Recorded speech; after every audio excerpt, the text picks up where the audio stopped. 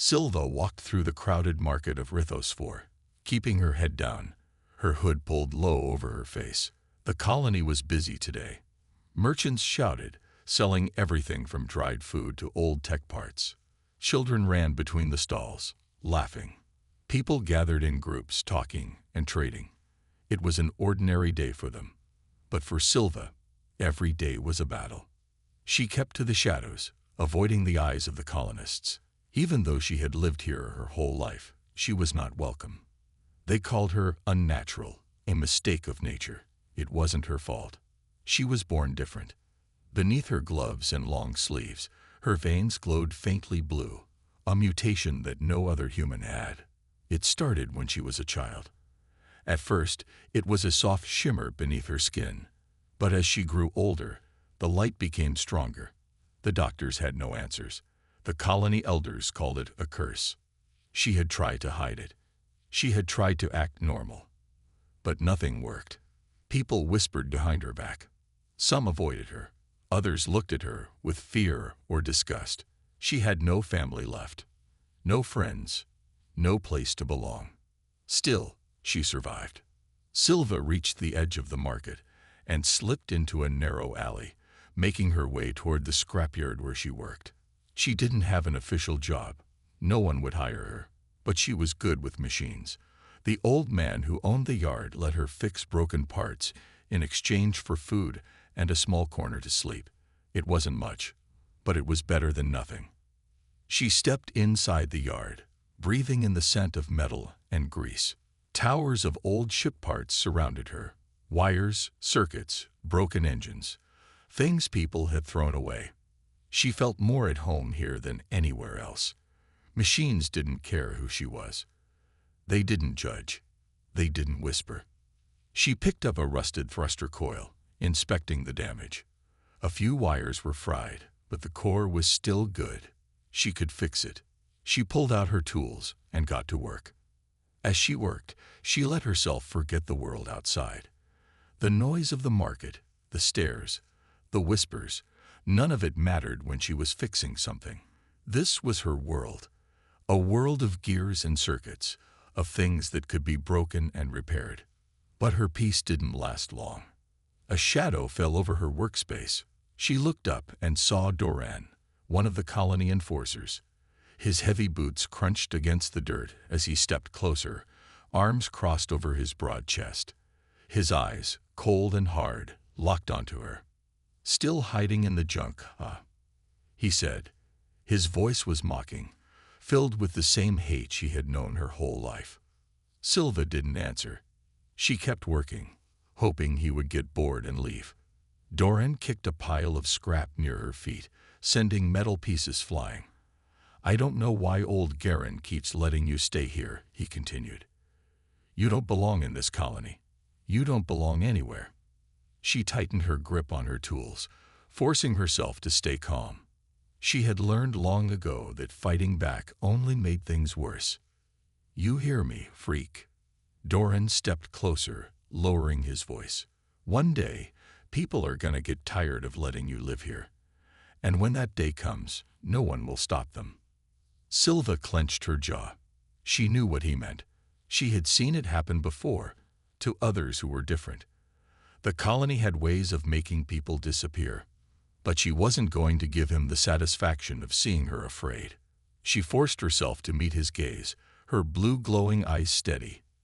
"I'm just fixing a thruster coil," she said quietly. "That's all." Doran snorted and shook his head. "Enjoy your junk, then," he said, stepping back, "while you still can." With that, he turned and walked away, leaving a trail of dust behind him. Silva let out a slow breath. Her hands were shaking. She hated how powerless she felt. No matter what she did, she was always an outsider. She looked down at her arm. Through the thin fabric of her sleeve, she could see the soft blue glow of her veins, the mark of what made her different, the mark of what made her alone. For a long moment, she just stared at it. Then she shook her head and went back to work. Because no matter how much they hated her, no matter how much they wanted her gone, she wasn't going to break. Not yet. Silva worked late into the night, the glow from her veins casting a faint blue light over the scrap metal scattered around her. The thruster coil was nearly fixed, but her hands were sore, her body tired. Yet she didn't stop. She never did. The scrapyard was silent, except for the hum of distant colony generators and the occasional gust of wind kicking up dust. This was her world, a world of forgotten machines and empty spaces, a place where no one cared that she existed. But tonight, something was different. A deep rumble shook the ground beneath her, making tools clatter and dust fall from metal beams overhead. A ship, a big one, was coming in for landing. Silva looked up, squinting at the dark sky as bright blue thrusters cut through the night. The ship wasn't from Rithos 4. It was too advanced, too new. She stood and wiped her hands on her worn-out sleeves. The colony didn't get many visitors. Whoever was arriving was either very important or very dangerous. She didn't have to wait long to find out. The next morning, the colony was buzzing with news of the newcomers. A fleet from the Terran Defense Corps had arrived, led by Commander Elias Voss. Some said they were here for trade negotiations. Others whispered that they were scouting for soldiers. Silva didn't care. She had nothing to do with the military, and they had nothing to do with her. Or so she thought. An unexpected meeting. Later that day, she was back in the scrapyard, sorting through old engine parts, when she heard footsteps, heavy boots, steady, purposeful. She turned slowly. A man stood at the entrance of the yard, tall and broad-shouldered, wearing a dark military jacket with silver insignias. His short brown hair was streaked with gray, and his sharp blue eyes scanned the piles of junk before settling on her. Commander Elias Voss. Silva immediately tensed. Military officers never came here. If he was looking for something, it wasn't good. You the mechanic. His voice was deep but calm. She hesitated, then nodded. I fix things. Elias glanced around the scrapyard, then back at her. I need someone who knows their way around old tech. One of my ships has a quantum stabilizer failure. The colony engineers say it's beyond repair, but I don't trust them. I need a second opinion. Silva frowned. Why ask me? He shrugged. I heard you're the best. She almost laughed. No one in the colony ever said anything good about her. If he had heard about her, it wasn't for her skills. It was for her mutation. You heard wrong, she said, turning back to her work. Elias didn't leave. I don't think so, he said. I asked around. The colony doesn't like you, but they don't deny that you're good with machines. I don't care what they think about you. I just need my ship fixed. Silva hesitated. She had spent years being ignored, being pushed aside. And now, a high-ranking officer was standing in front of her, asking for her help. It had to be a trick. But if it wasn't, this could be her chance. A real job, real work, maybe even a way off this planet. She took a deep breath. Fine, I'll take a look. The test. Elias led her through the colony toward the docking area. People stared as they walked past. Whispers, hushed voices, confused looks. Why is she with him? What does he want from her? Silva ignored them. She was used to it. When they reached the ship, she whistled low under her breath.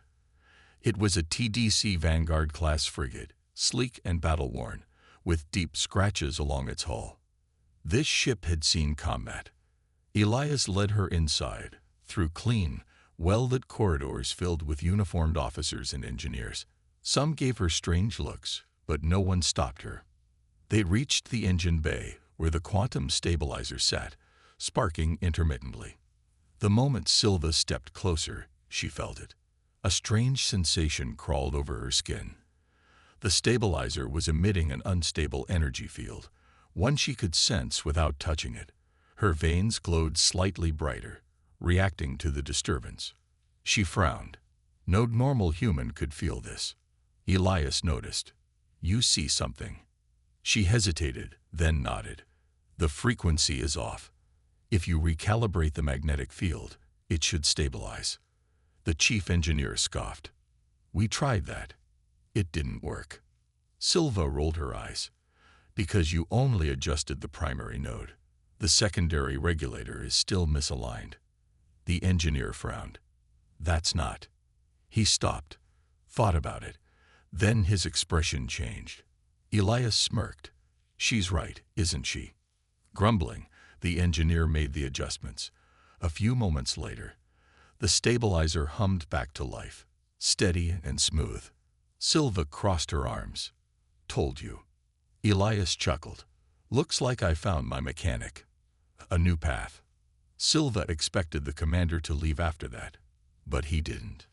Instead, he watched her carefully. You have a unique gift, he said. She stiffened. It's not a gift. It's a mutation. He shook his head. No, it's something more. I've seen hundreds of mechanics work on ships, but I've never seen someone feel the energy field like that. How do you do it? She didn't know how to answer. She had never met anyone who saw her ability as something good. Elias sighed. You don't belong in this colony, he said. You're wasting your talent here. Silva's chest tightened. I don't have a choice. Elias studied her for a long moment. Then he said, maybe you do now. And for the first time in her life, Silva felt something strange and unfamiliar. Hope. Silva sat in the dimly lit engine bay of the TDC Vanguard-class frigate, staring at the humming quantum stabilizer she had just repaired. The blue glow from her veins pulsed slightly as she ran her fingers over the smooth metal casing. She didn't understand it, but she could feel the energy inside, like a quiet hum beneath her skin, a whisper of something she was never meant to sense. Commander Elias Voss stood nearby, watching her with quiet curiosity. You felt the frequency shift before we even checked the readings, he said. Silva tensed. She didn't like talking about her mutation, especially with strangers. People either feared it or wanted to use it. She wasn't sure which one Elias was yet. I've worked with energy fields for a long time, she said, trying to sound casual. Elias raised an eyebrow. No, it's more than that. You sensed the imbalance before any of my engineers even noticed. How? Silva hesitated, her fingers tightening around the edge of a metal panel. She had spent her whole life hiding her difference. Now this man, this military officer, was staring straight at it. No, she said finally. Elias didn't push. He only nodded, as if filing away the information for later. Whatever it is, it's useful, he said. And I think it's more than just a mutation. Silva frowned. It's a defect. No, Elias said firmly.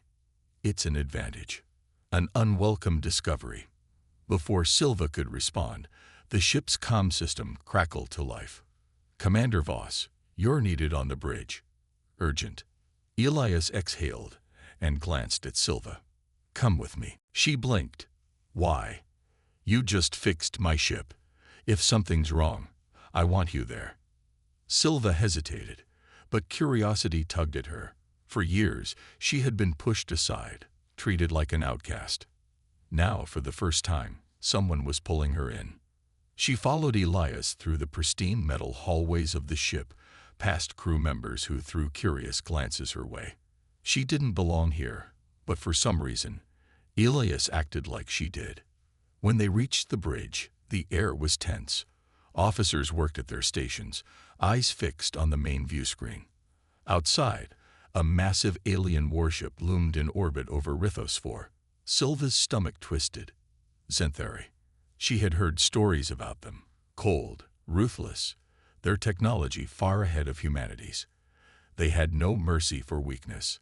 A TDC officer turned to Elias. They're demanding to speak with the colony leaders. They say there's an anomaly here that belongs to them. Elias frowned.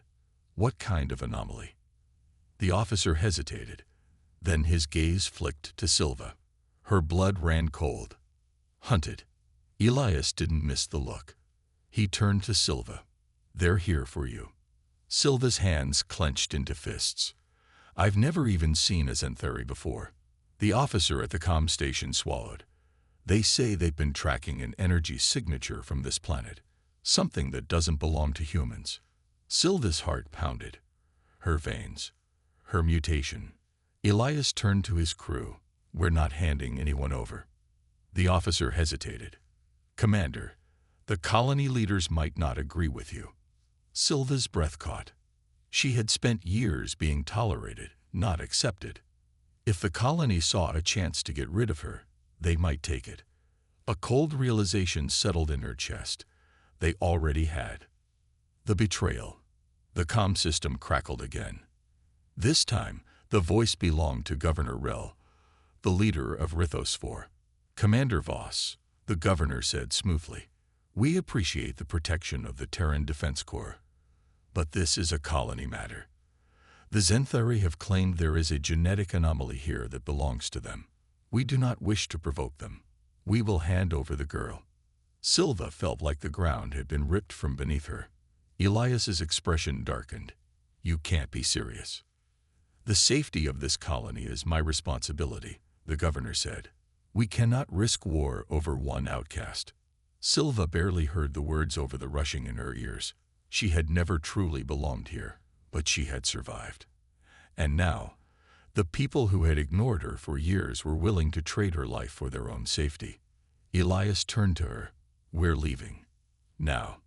Sylva blinked. What? If we stay here, they'll turn you over. My ship is faster than theirs. We can outrun them. Sylva stared at him, searching for any sign of deception, but all she saw was certainty. Elias was choosing her over the colony. She nodded. Let's go. The escape. Elias moved fast. He barked orders to his crew. Prepare for an emergency departure. We don't have time for clearance. Get us off this rock. Now. The officers hesitated for only a second before springing into action. Alarms blared as the ship's engines roared to life. Meanwhile, down on the colony, chaos erupted. The colony enforcers were moving, coming for her. Elias grabbed her wrist and pulled her toward the exit. Stay close to me. They ran through the ship, boots pounding against metal floors. Behind them, distant shouting echoed through the corridors. Colony soldiers had boarded the frigate, trying to stop them from leaving. Elias's crew fought them off as they reached the launch bay. The ship's thrusters flared as it lifted off the ground. The Zenthari ship moved fast, but Elias's crew was faster. Sylva gripped a railing as the ship shot into the sky, breaking free from the colony's orbit. She watched as Rithos 4 became smaller and smaller beneath them. The place that had never accepted her was now gone. She exhaled. She should have felt afraid. But instead, she felt free. Sylva stood near the viewport, staring out at the vast expanse of space. The colony of Rithos 4 was gone, a distant speck in the darkness. For years, she had dreamed of escaping that place, of leaving behind the whispers, the stares, the loneliness. But she had never imagined it would happen like this. She was being hunted. The Zenthari were after her. The colony had betrayed her. And now, the only person standing between her and capture was Commander Elias Voss. The hum of the ship's engines filled the silence as Elias walked up beside her. How are you holding up? Sylva let out a breath. I don't know. He nodded, as if he understood. You've never left the colony before, have you? She shook her head. I always wanted to, but I never thought I'd be running for my life when I did. Elias folded his arms, glancing at the stars beyond. You're safe here. My ship is faster than theirs. We'll lose them soon. Sylva turned to face him. Why are you helping me? Elias met her gaze, his expression unreadable. Because I don't hand innocent people over to their enemies. His voice was calm, but firm. And for some reason, she believed him. The chase begins. An alarm blared through the ship, making Sylva's heart jump. The comm system crackled. Commander, a voice came through. We've got incoming. Elias's expression hardened. How many? 3 Zenthari warships. They must have predicted our trajectory. Sylva's breath caught. 3 warships against 1 frigate. Elias didn't hesitate. Prepare for evasive maneuvers. Keep our speed maxed out. Silva followed him onto the bridge, her heart pounding. The large view screen displayed the incoming ships, sleek, dark, and deadly. The Xanthari didn't waste time with warnings. They were here to capture or destroy. Shields up, Elias ordered. Divert power to the engines. We need to get to slip space before they cut us off. The ship lurched forward, engines roaring as they pushed toward faster-than-light travel. A blast of energy streaked past them, just barely missing their hull. Another one followed, shaking the ship violently. Silva grabbed onto a nearby console to keep from falling. They're locking onto us. An officer called out. Elias gritted his teeth. Fire back. Target their engines. The ship's weapons fired, sending bright bolts of plasma toward the Xanthari ships. One of them took a direct hit, its thrusters flickering.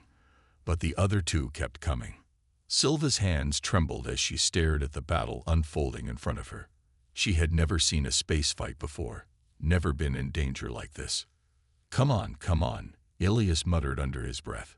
A bright flash filled the screen as another shot hit their ship. Sparks flew from a nearby console. Shields at 60%. Someone shouted. Elias clenched his jaw. Hold on, jumping to slip space. A deep rumble shook the ship as the engine surged with power. Space around them warped, stretching and twisting as they broke into faster-than-light speed. The Xanthari ships vanished behind them. Silva let out a shaky breath. They had escaped. For now. A strange connection. Elias exhaled, then turned to his crew. Status. Minor damage to the hull, but nothing serious. We're in the clear. Elias nodded, then glanced at Silva. Come with me. She followed him through the corridors of the ship, still trying to process everything that had happened. He led her to a small meeting room and closed the door behind them. We need to talk. Silva sat down, her legs still a little shaky. About what? Elias studied her carefully. The Xanthari were hunting you specifically. That means they know what you are. And if they know, then you need to know too. Veros gestured toward a flickering holoscreen in the corner. He tapped a few controls, and lines of genetic code appeared, shifting rapidly as he spoke. A long time ago, the Xanthari were experimenting with energy-based evolution. They wanted to create a superior life form, one that could manipulate energy in ways no species ever had before. Silva stiffened.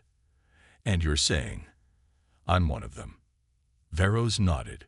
The experiments failed. At least, that's what we believed. But it seems one of the subjects survived. He turned to her. You. Silva's mind spun. She had always believed she was just a mistake, a genetic accident. But this meant she wasn't just different, she was designed. How did I end up on Rithos for? She asked. Veros shook his head. That, I do not know. Perhaps your creators abandoned you. Perhaps you were hidden away. But one thing is clear, the Xanthari want you back. Elias folded his arms. For what purpose? Veros's expression darkened. To finish what they started. Silva's stomach twisted. A choice to make. Silence stretched between them. Then, finally, Elias spoke. Can you help us? Veros studied them for a moment. Perhaps. But there is a risk. If I can access the full extent of her abilities, the Xanthari will sense it. They will come for her. Silva's hands clenched into fists. They were already coming for her. She looked at Elias. I don't want to run anymore. Elias nodded slowly. Then we fight. Veros smiled slightly. Then let us begin. The power awakens. Silva sat in a circular chamber inside the outpost. Strange machines surrounded her, humming with energy. Veros stood at a control panel, his fingers moving quickly across the interface. This may feel unusual, he warned. Silva braced herself. Then, a surge of energy raced through her body. Her veins glowed brighter, pulsing in rhythm with something ancient and powerful inside her. Her mind expanded, sensing the very energy flows in the air, in the machines, even in Elias as he stood nearby. She gasped. She could feel the ship's power core, the pulse of its reactor. She could sense the energy in the lights, the gravity generators, even the distant signals of stars burning in deep space. It was overwhelming. But at the same time, it felt right. Veros watched with fascination. Remarkable. You are not just a biological experiment. You are something new entirely.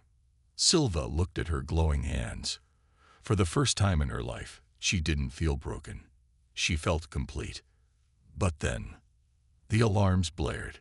Elias's comlink crackled to life. "Commander, we've got incoming. Xanthari warships, closing fast." Veros's eyes widened. They must have sensed the activation. Silva's heart pounded. They weren't ready. They needed more time. Elias grabbed his weapon. "No more running. We stand our ground." Silva rose to her feet, the glow in her veins brighter than ever. She wasn't afraid anymore. "Let them come." The alarms blared through the station. Red lights flashed across the control panels as warning signals echoed in every corridor. Silva's pulse raced, her glowing veins pulsing brighter than ever. The moment had come. The Xanthari had found her. Commander Elias Voss stood at the entrance of the control room, his jaw clenched. "How many ships?" he asked through his comm. A voice crackled in response. 3 warships, 2 smaller cruisers. They've surrounded the outpost." Silva's stomach tightened. There was no way they could escape, not without a fight. Dr. Veros turned from his control panel, his face grim. "They must have tracked the energy signature when we activated your abilities. They won't stop until they have you." Elias nodded, gripping his sidearm. "Then we don't let them take her." Silva swallowed hard. No more running. The first attack. The entire station shook as the Xanthari warships fired their first shots. The outer hull trembled under the impact. Sparks burst from overhead lights, and the sound of metal groaning filled the air. Elias pressed his comm. "All fighters, to your stations. Defense turrets, fire at will." The hidden outpost may have been old, but it wasn't defenseless. Automated turrets activated, blasting plasma rounds at the incoming ships. The small cruisers dodged, but one took a direct hit, sending it spinning away. Silva could feel the energy from the blasts, the shifting currents of power in the air. It was as if every movement, every surge of energy, was now visible to her. Dr. Veros turned to her, his alien eyes studying her with fascination. "You can sense it, can't you? The energy flows." Silva nodded. "It's like I can see them. Like they're alive." Elias interrupted. "Can you use it?" Silva took a deep breath. "I don't know, but I have to try." The power unleashed. She closed her eyes, focusing on the pulse of energy within her. It wasn't just inside her. It was around her. The station's power core, the shields, even the weapon systems. She reached out, not with her hands, but with her mind. The lights flickered. The hum of the energy reactors grew louder. And then, the station's shields strengthened, glowing with an intense blue aura. The next barrage from the Xanthari ship struck, but instead of breaking through, the blasts dissipated against the enhanced shield. Elias's eyes widened. "That's you, isn't it?" Silva opened her eyes. The energy was flowing through her, responding to her thoughts.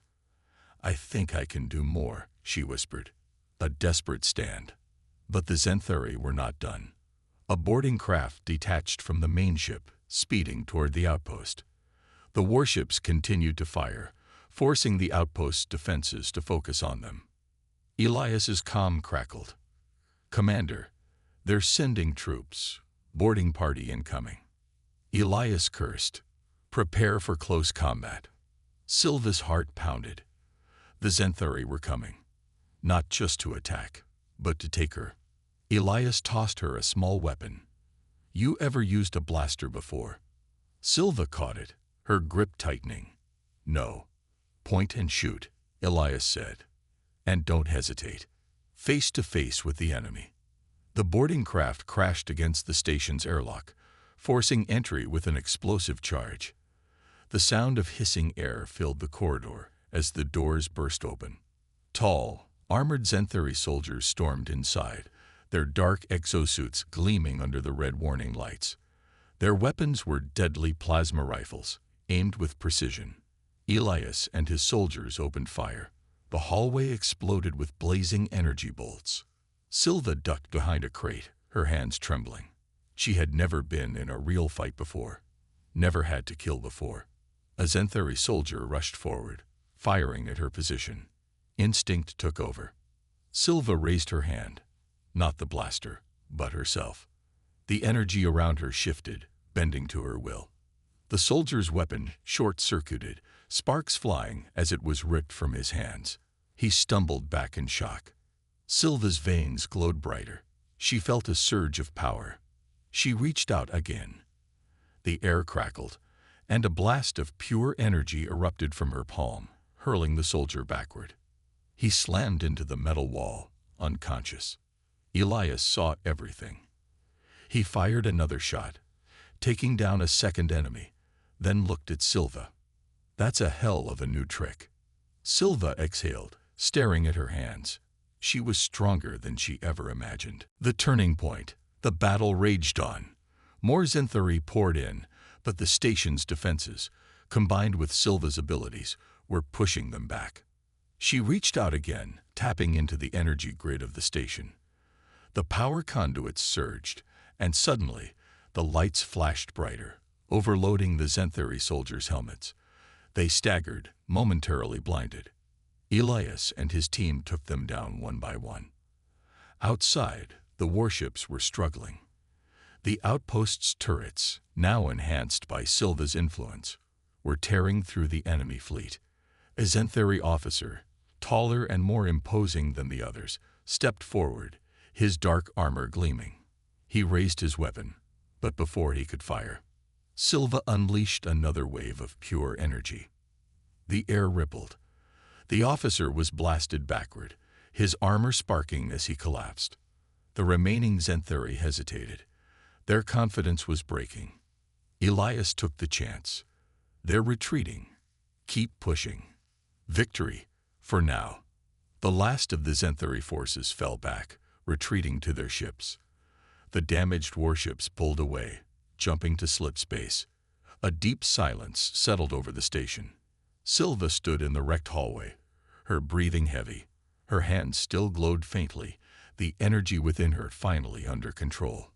Elias clapped a hand on her shoulder. I think it's safe to say you're not just a passenger anymore. Silva looked at him, then at the stars beyond the viewport. The Xanthari would come again. But next time, she would be ready. The battle was over. The Xanthari warships had fled, and the station had survived. But Silva knew this was only the beginning. She stood in the wrecked hallway, her glowing veins slowly fading to their usual soft blue. Her body still hummed with power, but now it felt natural, controlled. Elias Voss stepped up beside her, his face still tense. His uniform was burnt and torn, but his grip on his weapon remained firm. They'll be back, he said, and next time, they won't underestimate us. Silva nodded. Next time, I won't be afraid. She meant it. For the first time in her life, she wasn't running. She wasn't hiding. She was ready to fight. A moment of rest. Dr. Veros was already working on repairs. The station had taken damage, but nothing that couldn't be fixed. Drones whirred through the air, welding broken metal, sealing breaches in the walls. Silva and Elias walked to the command center, where the crew was assessing the situation. Casualties? Elias asked. A young officer checked her screen. 2 dead, 5 injured. We lost 1 turret, but defenses are still online. Elias exhaled. Could have been worse. Silva lowered her head. 2 people had died, fighting to protect her. Elias seemed to sense her guilt. This wasn't your fault. Silva looked at him, her glowing eyes searching his face. They died because of me. They died because the Zenthari are monsters, Elias said. They knew the risks, and they fought because they believed in something bigger than themselves. Silva swallowed. And what do you believe in? Elias looked out the viewport, where the endless black of space stretched before them. Humanity, he said simply. I believe we don't back down. We don't surrender. We fight for each other. His words settled deep in her heart. Maybe she wasn't just an anomaly. Maybe she was a part of something greater. The choice. Hours passed. The station was stabilizing, and the crew was regrouping. But the question remained, what would they do next? Elias gathered everyone in the briefing room. Silva sat beside him, her hands folded on the table. We have two options, Elias began. We run, disappear into deep space, and hope the Zenthari never find us again.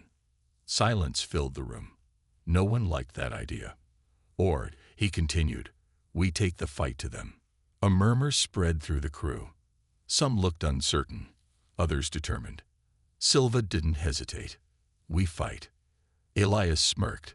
That's what I thought. Veros raised a brow. A direct confrontation would be foolish. The Zenthari Empire is vast. Their fleet's endless.